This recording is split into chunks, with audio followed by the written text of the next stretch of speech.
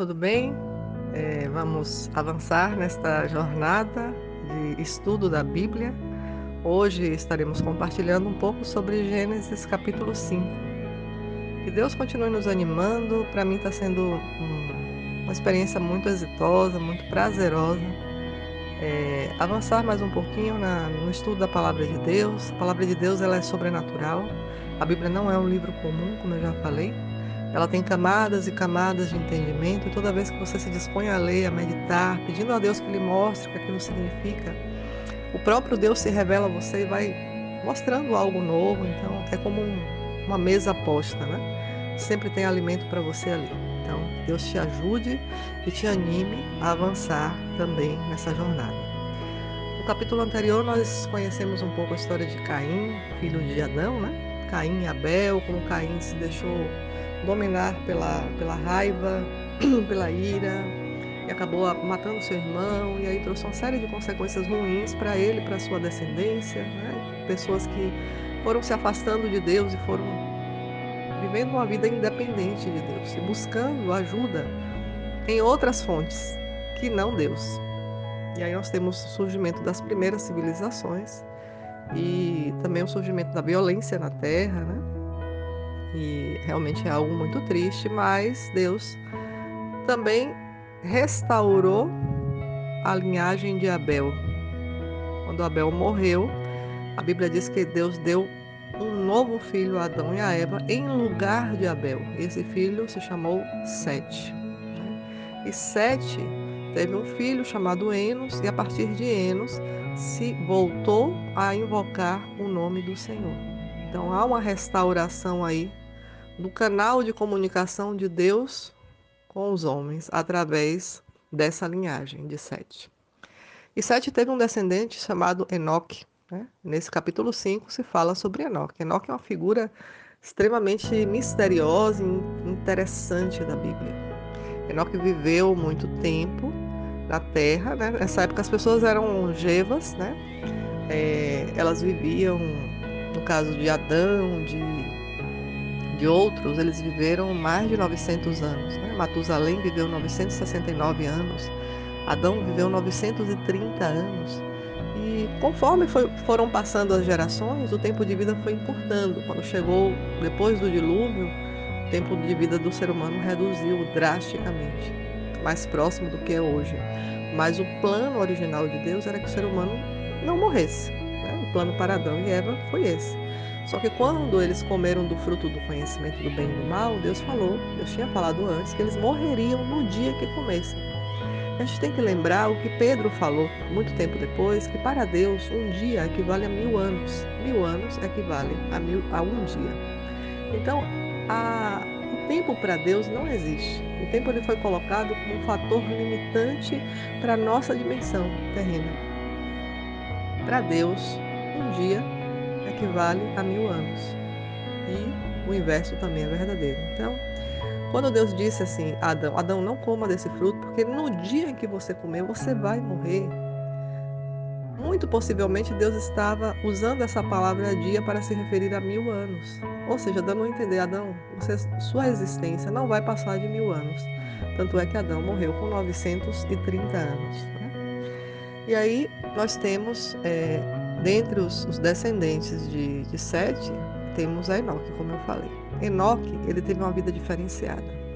Ele era um patriarca, como os seus contemporâneos, ele tinha família, tinha um clã para cuidar, tinha uma série de desafios, de afazeres, de atribuições, mas ele conseguiu andar com Deus. A Bíblia diz que ele andou com Deus e já não se achou mais a Enoque na terra, porque Deus o tomou para si. Enoque foi arrebatado depois de um tempo de vida na terra. Então Enoque não morreu, ele simplesmente foi arrebatado para Deus. Ele tinha tanta conexão com Deus, tanta comunhão, que chegou a um ponto que ele já estava mais no céu do que na terra, e Deus tomou ele e levou para o céu.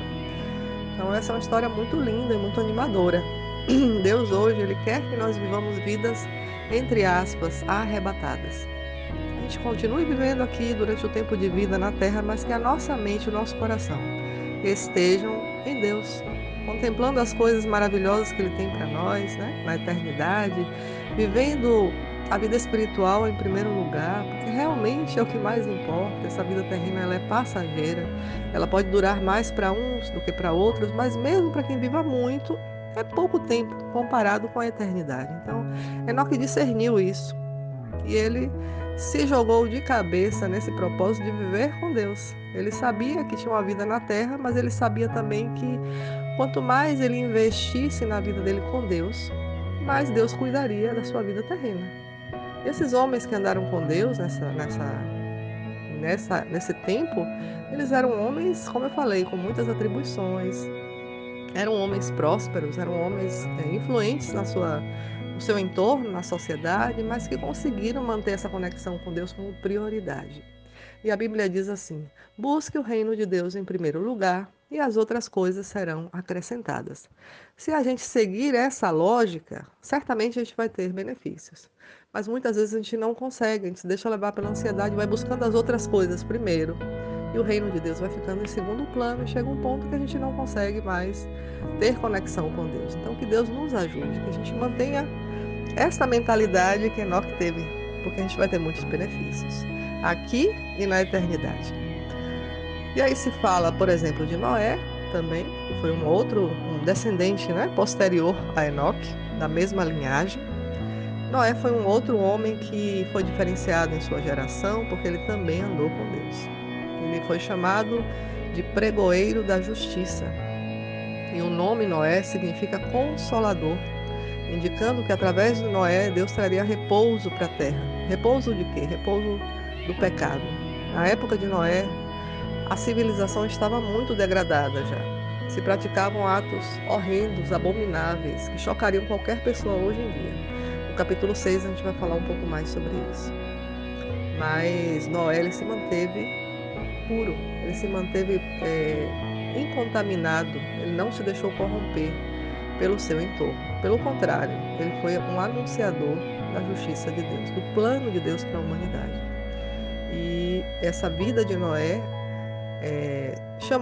tocou o coração de Deus, né? O estilo de vida que ele tinha, ele também era um homem, um chefe de clã, um patriarca, né? Tinha sua família, suas atribuições, mas ele conseguiu manter essa conexão com Deus.